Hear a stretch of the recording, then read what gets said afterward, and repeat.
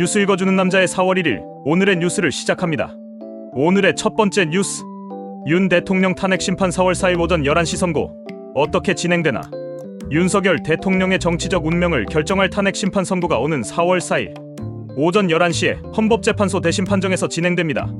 이번 선고는 윤 대통령 탄핵 소추안이 국회에서 가결된 지 111일, 변론이 종결된 지 38일 만에 이루어지는 것으로 역대 대통령 탄핵 심판 사건 중 최장기간 평의가 진행된 후의 선고라는 점에서 주목받고 있습니다.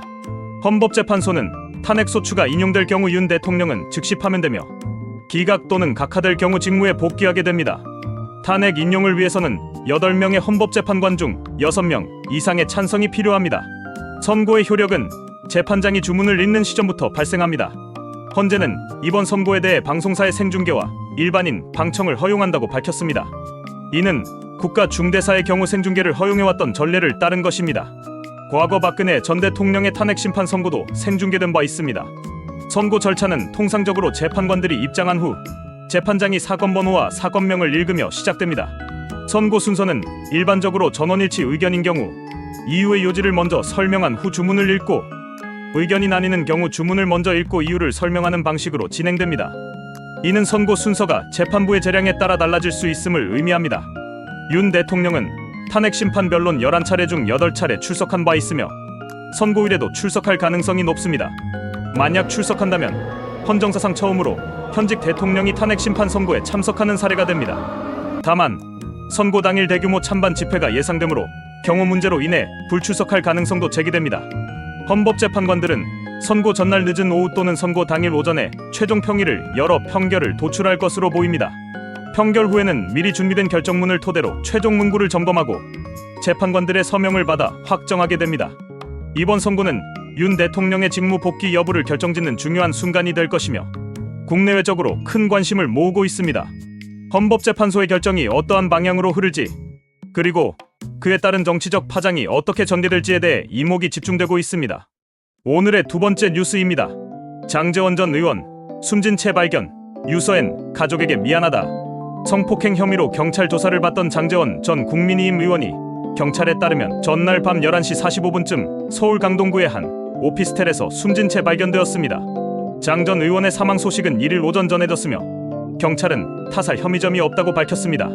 현장에서 발견된 유서에는 가족에게 미안하다는 내용이 포함된 것으로 알려졌습니다. 장 전 의원은 2015년 부산 한대학교 부총장 시절 비서였던 A씨를 상대로 준 강간치상의 성폭력 혐의로 고소되어 수사를 받아왔습니다. 경찰은 지난 1월 A씨의 고소장을 접수하고 3월 28일 장 전 의원을 처음 조사했습니다. 장 전 의원은 모든 혐의를 전면 부인해왔습니다. 장 전 의원의 사망으로 인해 성폭력 고소 사건은 종결될 전망입니다. 피의자가 사망하면 공소권 없으므로 형사 처벌이 불가능하기 때문입니다. 경찰은 변사 처리와 관련한 절차를 진행 중이며 고소건은 내부 검토를 통해 판단할 예정입니다. A씨 측 법률대리인인 김재련 변호사는 당초 1일 오전 기자회견을 열어 고소 경위와 향후 계획을 설명할 예정이었으나 장 전 의원의 사망 소식이 전해지며 기자회견을 취소했습니다. 장 전 의원은 과거 18, 20, 21대 국회의원을 지냈으며 윤석열 대통령 당선인 시절 비서실장을 맡는 등 정치계에서 활발히 활동해왔습니다. 최근에는 22대 총선에 불출마한 바 있습니다. 그의 빈소는 부산에 마련될 예정입니다.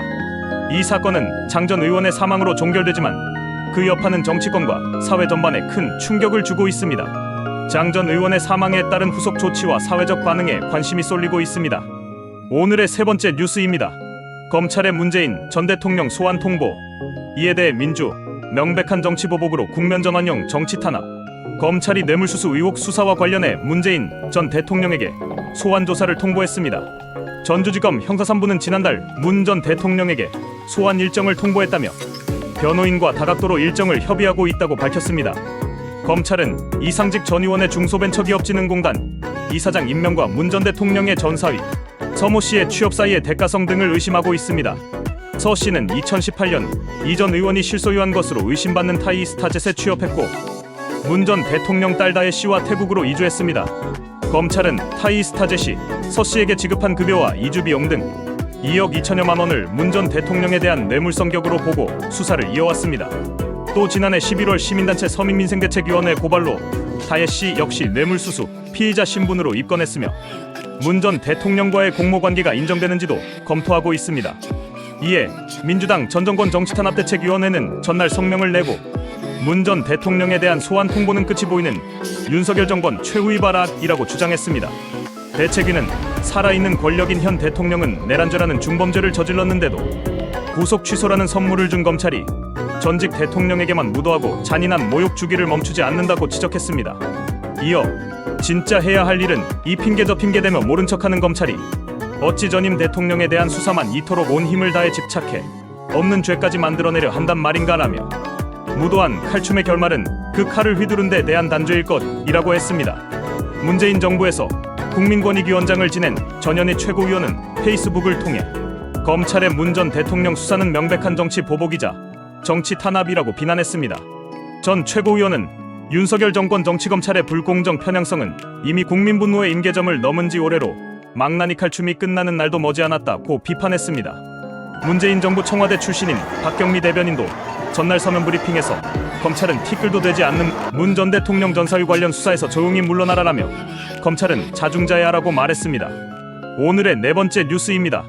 김수현, 고 김세롬과의 교제 의혹에 대해 첫 공식 입장 발표. 배우 김수현이 고 김세롬과의 미성년자 시절 교제 의혹에 대한 논란이 일고 있는 가운데 31일 서울 마포구 스탠포드 호텔에서 기자회견을 열고 처음으로 입장을 밝혔습니다. 김수현은 이번 기자회견에서 눈물 속에 사과의 뜻을 전하며 여러 의혹에 대해 해명했습니다. 김수현은 저 한 사람 때문에 많은 분들이 고통받고 있는 것 같아 죄송하다며 입을 열었습니다. 이어 고인도 편히 잠들지 못하는 것 같아 안타깝다고 덧붙였습니다. 그는 고인이 성인이 된 후에 교제한 사실을 인정하면서도 미성년자 시절부터 교제했다는 의혹은 사실이 아니라고 강하게 부인했습니다. 김수현은 저와 고인은 눈물의 여왕 방영 4년 전인 2020년에 1년 정도 교제했다며 미성년자 시절 교제는 사실이 아니다라고 강조했습니다. 또한 고인이 소속사의 채무 압박으로 비극적인 선택을 했다는 주장 역시 사실이 아니라고 반박했습니다. 그는 소속사 골드메달리스트가 고인에게 채무를 상환하라고 압박한 적이 없다고 설명했습니다. 기자회견 중 김수현은 사생활 폭로에 대한 불안감도 털어놓았습니다. 그는 유튜브 채널 가로세로 연구소에서 제기된 의혹 이후 큰 심리적 압박을 받아왔다고 밝혔습니다. 김수현은 사생활이 폭로될 때마다 내일은 모든 것을 이야기하고 이 지옥 같은 상황을 끝내고 싶었다고 말했습니다. 김수현의 소속사 골드메달리스트는 이미 가로세로 연구소 운영자를 명예훼손 등의 혐의로 고소했으며 이번 기자회견은 지속적인 폭로와 논란에 대한 공식적인 입장을 밝히기 위해 마련되었습니다. 김수현은 유족 측이 제기한 증거는 검증을 통해 진실 여부가 밝혀질 것이라며 수사기관을 통한 철저한 검증 절차를 요청했습니다. 이날 기자회견에서 김수현의 법률 대리인은 고인의 유족과 가로세로 연구소 운영자를 상대로 명예훼손으로 고소장을 제출했다고 밝혔습니다. 또한 120억 원 상당의 손해배상 청구 소송을 제기했다고 덧붙였습니다. 김수현은 마지막으로 고인과의 관계에 대한 잘못된 정보로 인해 많은 분들이 고통받아 마음이 무겁다며 앞으로도 진실을 밝히기 위해 최선을 다할 것을 약속했습니다. 이번 기자회견은 김수현이 직접 공식석상에서 입장을 밝힌 첫 자리로 앞으로의 행보에 관심이 집중되고 있습니다. 다만 별도의 질의응답은 받지 않고 입장문을 낭독했습니다. 돈 줄게 성관계하자. 조선족이 끌고 가 살해. 부부싸움 아냐? 경찰 논란. 머니투데이 뉴스를 통해 우리를 웃고 울렸던 어제의 오늘을 다시 만나봅니다. 기사 요약. 오원춘 사건 개요. 2012년 오원춘이 여성 A씨를 납치하고 성폭행하려다 살해한 사건이 발생했다. 경찰의 부실 대응. A씨의 신고에 경찰이 위급 상황으로 판단하지 않아 부실 대응 논란이 일어났다. 법정 판결 및 배상. 오원춘은 사형에서 무기징역으로 감형되었고 유족은 경찰의 과실로 배상금을 청구했다. 한덕수 상법 개정안의 거부권. 마은혁 임명 문제는 언급 안 해. 이데일리 박종화 기자. 기사 요약. 상법 개정안 거부권 행사. 한덕수 국무총리는 상법 개정안에 대해 제 요구권을 행사하며 경영활동 저해 우려를 표명했다. 국민연금법 개정안 공포. 한덕수 총리는 국민연금 보험료율을 10%에서 13%로 인상하는 개정안을 공포하며 구조개혁 필요성을 강조했다. 야당의 압박과 한대행의 침묵. 야당은 마은혁 후보자 임명을 요구하며 압박했지만 한대행은 이에 대해 침묵을 지켰다. 할머니들 업고 불길 뛰어 산불 덮친 영덕서 수십 명 구한 외국인. 머니에스 원문 기사전송 강지원 기자. 산불 발생. 경북 의성군에서 시작된 산불이 영덕군 해안마을을 덮쳐 주민들이 대피해야 하는 상황이 발생했다. 외국인 선원의 히로익 행동, 인도네시아 국적의 선원 수기안토 씨가 주민들을 대피시키며 큰 역할을 했다. 주민들의 감사, 주민들은 수기안토 씨의 도움 덕분에 모두 안전하게 대피할 수 있었다며 고마움을 표현했다. 기사링그 전복죽 800인분 왔어요. 광주에서 안동까지 300km 달려온 안유성 명장. 또 음식 봉사. 서울신문 이정수 기자. 안유성의 음식 봉사. 안유성이 안동 산불 이재민을 위해 전복죽 800인분을 준비하며 위로의 손길을 전했다. 조리명장의 지속적인 기부. 안유성은 산불 이재민과 소방관을 위해 지속적으로 음식을 제공하며 도움의 손길을 이어가고 있다. 안유성의 과거 선행. 안유성은 과거에도 여러 재난 상황에서 음식을 제공하며 선행을 이어온 바 있다. 야구장 60kg 금속 물체의 관중 사망사고. KBO 리그 2일 경기 취소. 애도. 그러나 야구 팬 국민은 어떻게 이런 일이 이해 불가? 엑스포츠 뉴스 김현기 기자.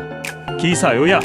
KBO 리그 경기 취소. KBO는 창원 NC파크 사고로 4월 1일 모든 경기를 취소하고 애도 기간을 설정했다. 사고 경위.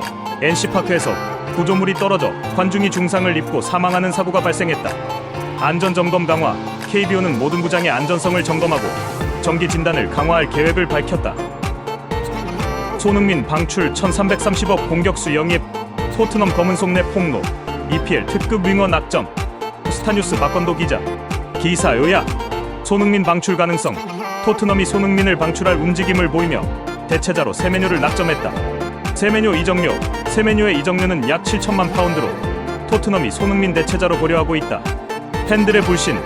손흥민에 대한 팬들의 불신이 커지고 있으며 일부는 방출을 주장하고 있다. 지금까지 한국의 온투 수중 탑 아닐까? 적장도 감탄. 단 2게임 만에 역대급 평가 나왔다. OSEN 대전 이상학 기자. 코디 폰세의 첫 경기. 한화 이글스의 외국인 투수 코디 폰세가 개막전에서 7이닝 2실점으로 호투하며 팀의 역전승을 이끌었다. 폰세의 리더십.